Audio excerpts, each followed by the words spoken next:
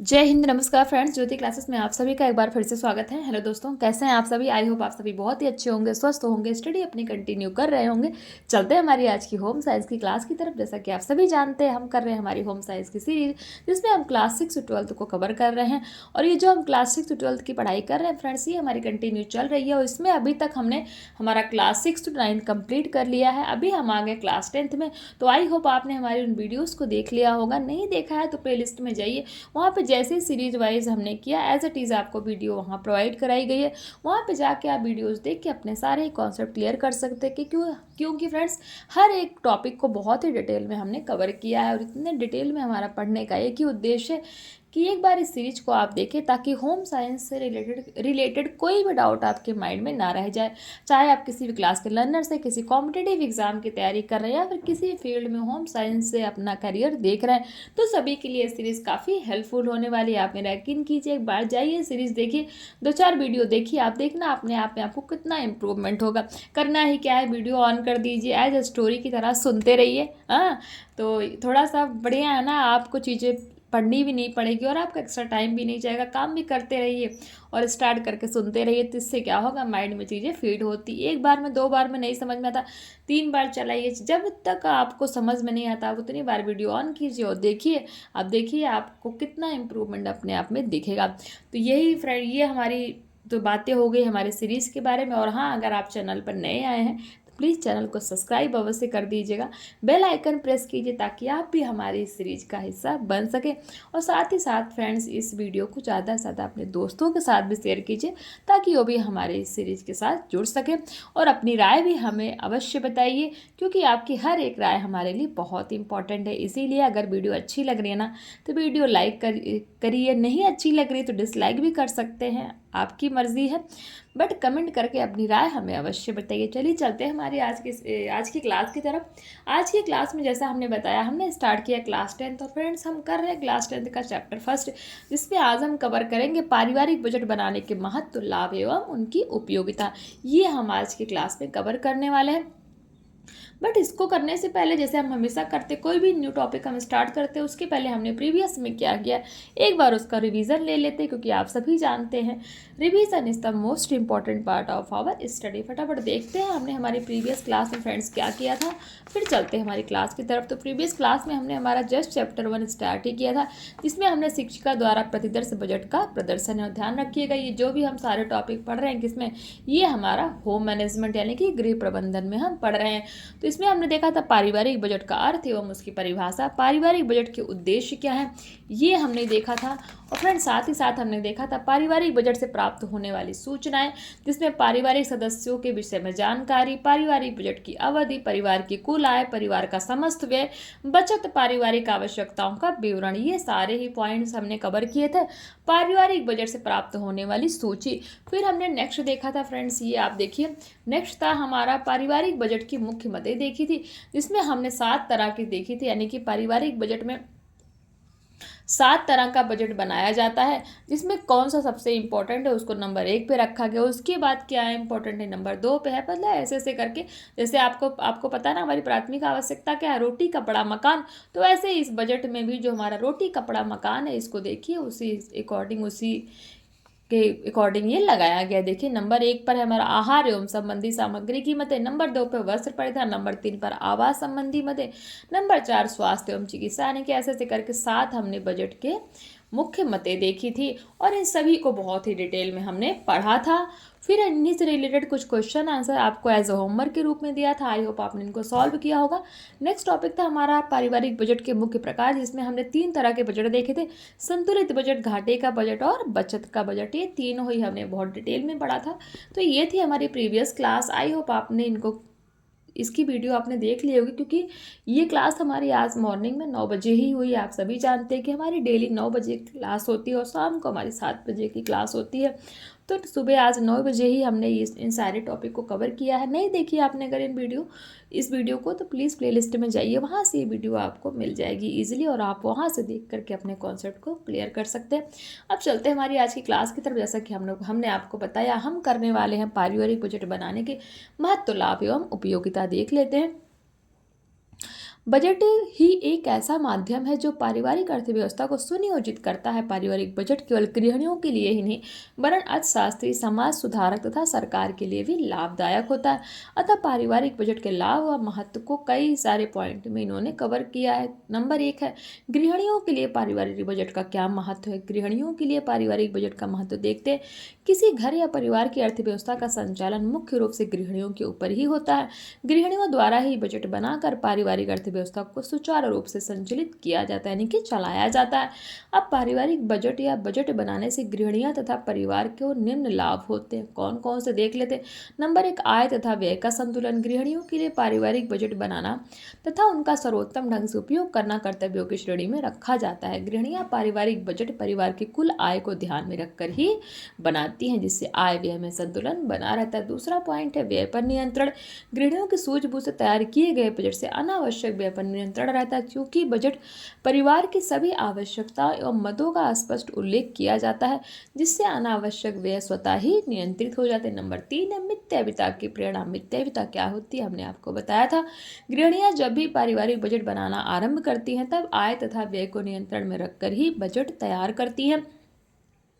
Budget का नियमित विश्लेषण मिथ्याविता को प्रेरित करता है। मिथ्याविता की आदत उनके आर्थिक विकास की दिशा में सहायक सिद्ध होती है। नंबर 4 है आवश्यकताओं की पूर्ति में सहायक।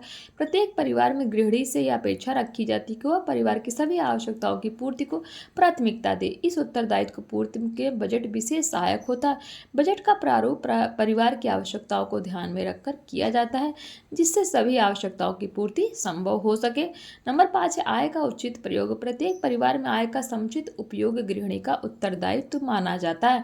अतः बजट के माध्यम से गृहिणी परिवार की आय का सदुपयोग करती है, तथापि बजट बनाकर किया गया व्यय ही सार्थक होता है। नंबर 6 है बचत में सहायक। बजट के माध्यम से गृहिणी परिवार के आकस्मिक खर्चों एवं निवास के लिए पारिवारिक बजट का निर्माण करने में सफल रहती है। नंबर 7 है आर्थिक स्तर पर सुधार। बजट बनाकर व्यय करने से जिस धन की बचत होती है उससे आर्थिक स्तर की उन्नति बनाया जाने के आर्थिक स्तर को उन्नत बनाया जा सकता है। पारिवारिक आगामी बजट में भौतिक साधन बढ़ाने का लक्ष्य भी शामिल किया जा सकता है। तो ये तो हमने कुछ पॉइंट्स देखे किसके बारे में, गृहिणियों के लिए पारिवारिक बजट बनाने का क्या महत्व है, उनमें हमने ये सारे ही पॉइंट्स कवर किए। आई होप ये आपको समझ में आया होगा। चलते हैं हमारे नेक्स्ट टॉपिक की तरफ। नेक्स्ट है हमारा समाज सुधारकों के लिए पारिवारिक बजट का महत्व। अभी हमने गृहिणियों के लिए पारिवारिक बजट का महत्व देखा, अब समाज सुधारक जो होते हैं उनके लिए पारिवारिक बजट का क्या महत्व देखते हैं। नंबर 1 आर्थिक नीतियों का मूल्यांकन। समाज सुधारकों का कार्य सरकार द्वारा दी गई राशनिंग एवं आयात संबंधी नीतियों से जनता की परेशानियों का मूल्यांकन कर सरकार को सुझाव देना है। साथ ही कर लगाने के पश्चात जनता पर इसका क्या प्रभाव पड़ेगा यह विश्लेषण करना होता है। अतः विभिन्न वर्ग के पारिवारिक बजट द्वारा उनके आर्थिक स्तर का पता लगाकर समस्त कार्य सरलता से किए जा सकते हैं। नंबर 2 है मादक वस्तुओं पर प्रतिबंध। समाज में व्यक्ति अपनी आय का कितना प्रतिशत मादक व अन्य पदार्थों पर खर्चा करता है, इसकी जानकारी बजट द्वारा प्राप्त की जा सकती है। अतः इन वस्तुओं पर प्रतिबंध लगाने के लिए वे सरकार को सुझाव देते हैं। नंबर 3 है चिकित्सा क्षेत्र में सहायक। बजट के माध्यम से यह ज्ञात होता है कि धन के अभाव में लोग किन बीमारियों से ग्रसित हो रहे हैं, अतः समाजशास्त्रियों द्वारा सरकार का ध्यान इस ओर दिलाया जाता है, जिससे समाज में स्वास्थ्य संबंधी समस्याएं कम हो सके। नंबर 4 है शिक्षा के संदर्भ में प्रोत्साहन।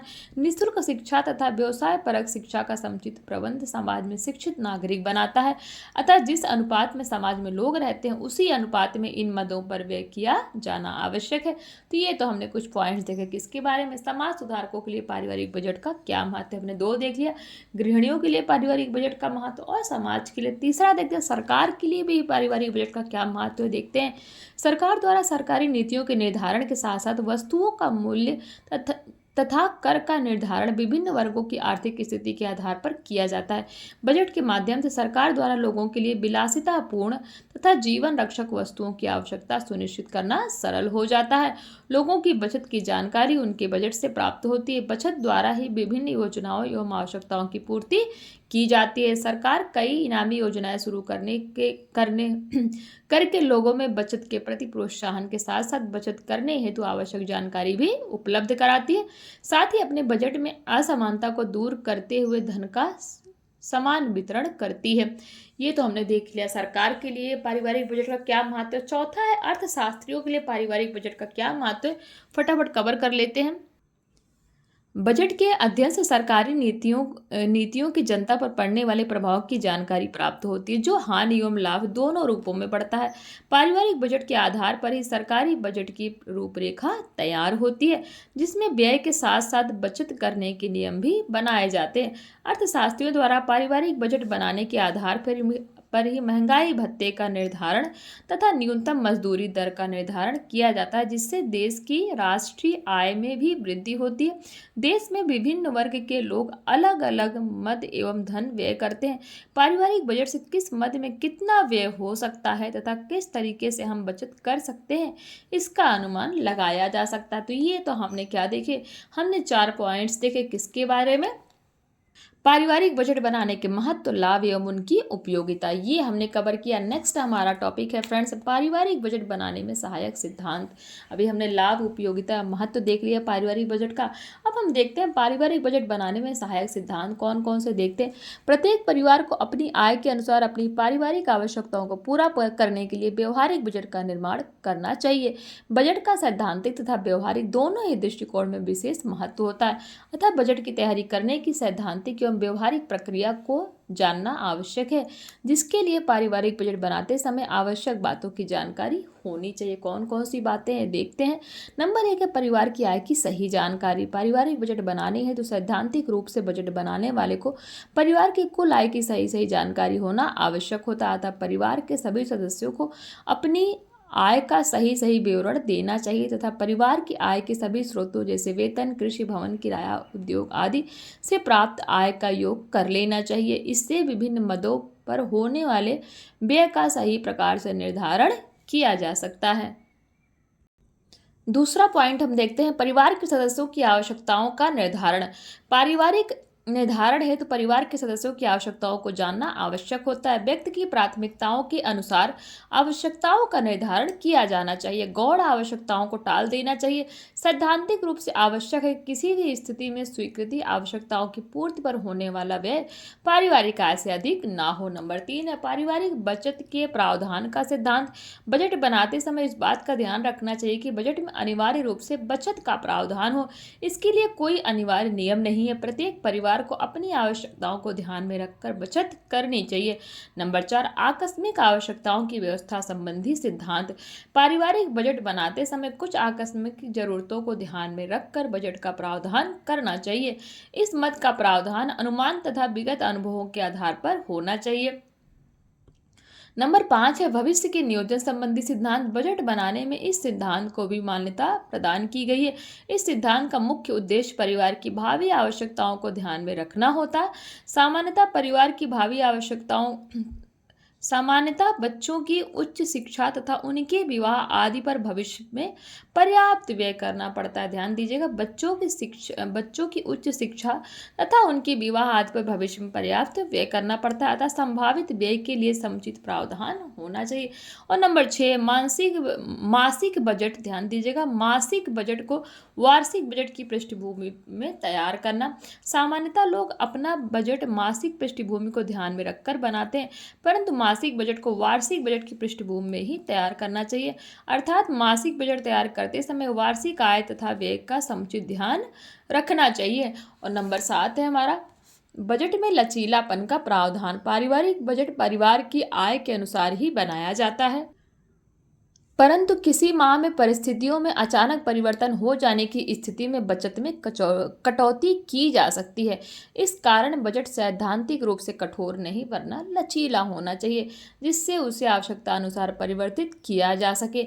नंबर 8 है व्यय का मूल्यांकन। बजट को अधिक उपयोगी एवं संतुलित बनाने के लिए आगामी माह का बजट तैयार करने से पहले विगत माह के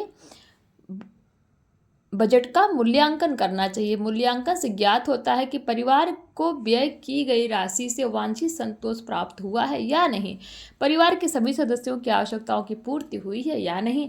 साथ ही यह पता लगाया जा सकता है कि परिवार अपनी आय के व्यय से दैनिक जीवन की आवश्यकताओं तथा उद्देश्यों की पूर्ति में कहाँ तक सफल हुआ है। तो ये तो हमने कुछ पॉइंट्स देखे किसके बारे में, हमने देखा फ्रेंड्स पारिवारिक बजट बनाने में सहायक सिद्धांत, यानी कि पारिवारिक बजट बनाने के कौन कौन से सिद्धांत है वो हमने देखे। नंबर 1, परिवार की आय का सही जानकारी। नंबर 2, परिवार के सदस्यों की आवश्यकताओं का निर्धारण। परिवार के बचत के प्रावधान का सिद्धांत। आकस्मिक आवश्यकताओं की व्यवस्था संबंधी सिद्धांत। नंबर 5 में देखा भविष्य के नियोजन संबंधी सिद्धांत। नंबर 6, मासिक बजट को वार्षिक बजट की पृष्ठभूमि तैयार करना। नंबर 7, बजट में लचीलेपन का प्रावधान। और नंबर 8, व्यय का मूल्यांकन। ये सारे ही पॉइंट्स फ्रेंड्स हमने पारिवारिक बजट के सिद्धांत में कवर की। अब नेक्स्ट टॉपिक है हमारा पारिवारिक बजट के मार्ग में उत्पन्न होने वाली बाधाएं यानी कठिनाई, यानी कि जब भी हम पारिवारिक बजट बनाते हैं तो कौन कौन सी कठिनाइयाँ उत्पन्न होती है वो देख लेते हैं। नंबर 1 है अज्ञानता एवं अशिक्षा। अशिक्षा एवं अल्प ज्ञान के कारण गृहिणियां बजट नहीं बना पाती। यदि उनके द्वारा बजट बना भी लिया जाता है तो वो उसका पालन नहीं करती हैं। अतः गृहिणियों का अशिक्षित होना बजट निर्माण में प्रमुख बाधा है। नंबर 2, आय व्यय के प्रति उदासीनता। समाज में कुछ गृहिणियां शिक्षित तथा ज्ञानी होती हैं, वह बजट बना लेती हैं, परंतु अपने उदासीन स्वभाव के कारण पारिवारिक आय व्यय में रुचि नहीं लेती हैं। इस प्रकार आय व्यय के प्रति उदासीनता बजट तैयार करने के मार्ग में बाधा उत्पन्न करता है। नंबर 3 है सामाजिक परंपराएं। अधिकांश परिवार में गृहिणियों को अर्थव्यवस्था में परामर्श देने से वंचित रखा जाता है, जिस कारण पारिवारिक बजट बनाने में बाधाएं उत्पन्न हो जाती हैं। इसके अतिरिक्त समाज में प्रचलित जन्मदिन, विवाह, नामकरण आदि पर किए जाने वाले अनावश्यक व्यय के कारण पारिवारिक बजट असफल हो जाता है। तो ये तो हमने देख लिया कि इसके बारे में पारिवारिक बजट में के मार्ग में उत्पन्न होने वाली बाधाएं एवं कठिनाइयाँ। अब इन्हीं से रिलेटेड कुछ क्वेश्चन है, जो भी जितने भी टॉपिक हमने कवर किए। क्वेश्चन 1 कहता काम चलाओ बजट किसे कहा जाता है, हमने पढ़ा था हमारी प्रीवियस क्लास में। नंबर क्वेश्चन 2 कहता है पारिवारिक बजट के निर्माण में मुख्यतः कितने तत्व होते हैं। क्वेश्चन 3, पारिवारिक बजट आर्थिक नीतियों के मूल्यांकन में किस प्रकार सहायक होता है। क्वेश्चन 4 है पारिवारिक बजट में अवलोकन एवं विश्लेषण द्वारा सामाजिक समस्याओं का समाधान करना सरल हो जाता है। तो ये कथन सत्य है या असत्य बताइए। बजट निर्माण में अशिक्षा प्रमुख बाधा है, सही है या गलत। अभी हमने जस्ट पढ़ा है कि बजट निर्माण में उत्पन्न होने वाली बाधाएं, तो ये बताइए। ये क्वेश्चन का आंसर कमेंट कीजिए। और हाँ, ये क्वेश्चन आप स्क्रीनशॉट ले लीजिए इसका और प्लीज़ इसको सॉल्व करने की भी कोशिश करिएगा। अब नेक्स्ट टॉपिक है हमारा एंजिल का व्यय संबंधी सिद्धांत। हम देखते हैं एंजिल है उनका व्यय संबंधी सिद्धांत हम देखते हैं। एंजिल का सिद्धांत फ्रेंड्स हमारे क्लास 8th में भी हमने इसको कवर किया था। आई होप आपने उन वीडियो को देखा होगा जो हमने एंजिल का सिद्धांत हमारी क्लास 8th में किया था। तो क्लास 9th में भी एंजिल के बारे में ज़्यादा तो नहीं पढ़ा था, बस थोड़ा बहुत पढ़ा था। तो देख लीजिए, चलिए देखते हैं। बहुत इंपॉर्टेंट है ये टीजीटी एग्ज़ाम से बहुत ज़्यादातर ये टीजीटी एग्ज़ाम्स में एंजिल का सिद्धांत पूछा जाता है।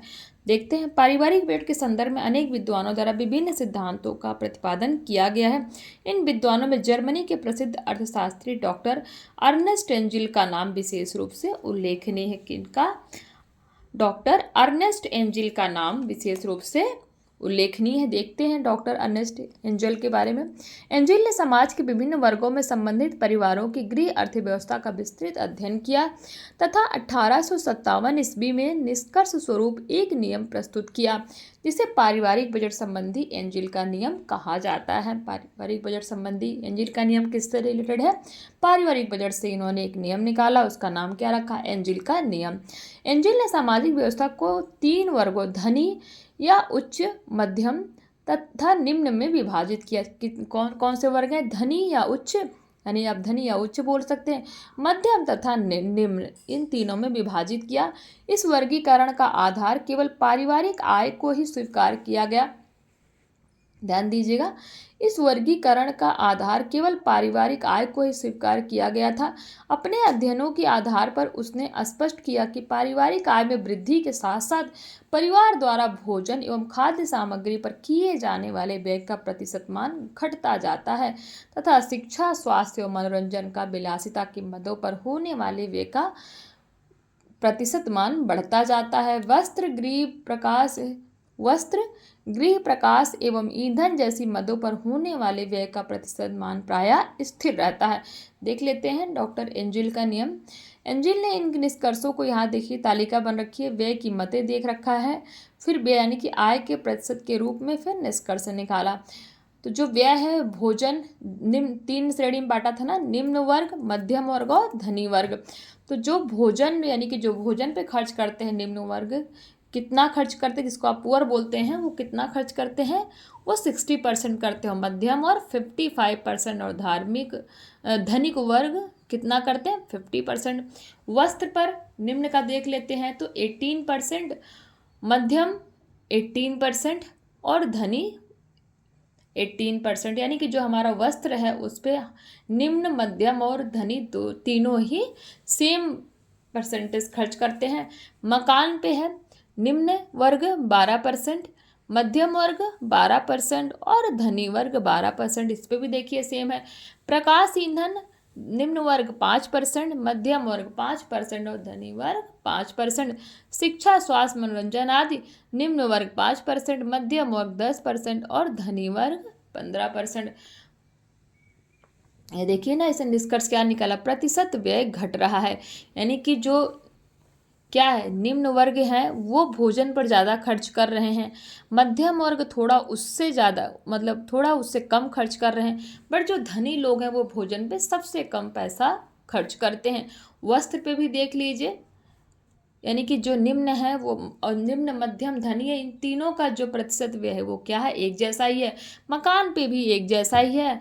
प्रकाश ईंधन पे भी देखिए एक जैसा ही है, बट शिक्षा, स्वास्थ्य, मनोरंजन आदि प्रतिशत व्यय बढ़ रहा है। किसका बढ़ रहा है, धनी वर्ग का। तो ये तो आपने देख लिया इस सारणी के हिसाब से, अब आई होप आपको समझ में आया होगा। एंजिल ने पारिवारिक बजट संबंधी अपने नियम के निष्कर्ष को निम्नलिखित रेखाओं के माध्यम से दर्शाया है।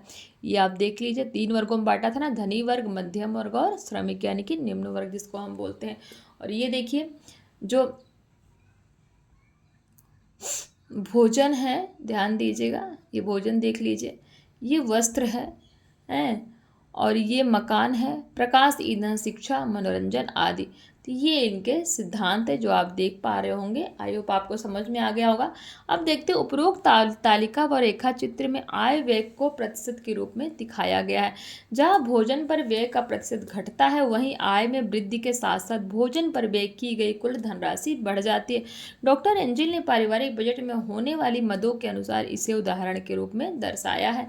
इस सिद्धांत के अनुसार यदि एक डॉक्टर की आय ₹32,000 है, ध्यान दीजिएगा, एक डॉक्टर है उसकी आय ₹32,000 है, एक अध्यापक की आय 16,000 है तथा श्रमिक की आय 4,000 प्रतिमाह है, तो इस स्थिति में इन परिवारों के बजट निम्न प्रकार निर्धारित किए जा सकते हैं। यानी कि सबका बजट अलग अलग होगा, सीधी सी बात है।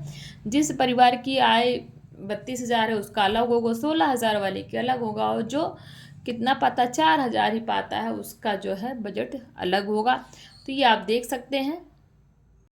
ये देखिए ये आपको सारणी दिख रही होगी जो इन्होंने जैसे बताया ना कि निम्न वर्ग का कितना है, मध्यम वर्ग का कितना है, धनी का कितना, 32, 16, 4 ऐसे कर करके बताया ना। तो ये देखिए व्यय कीमतें, निम्न वर्ग कितना पा रहा है टोटल, ध्यान दीजिएगा।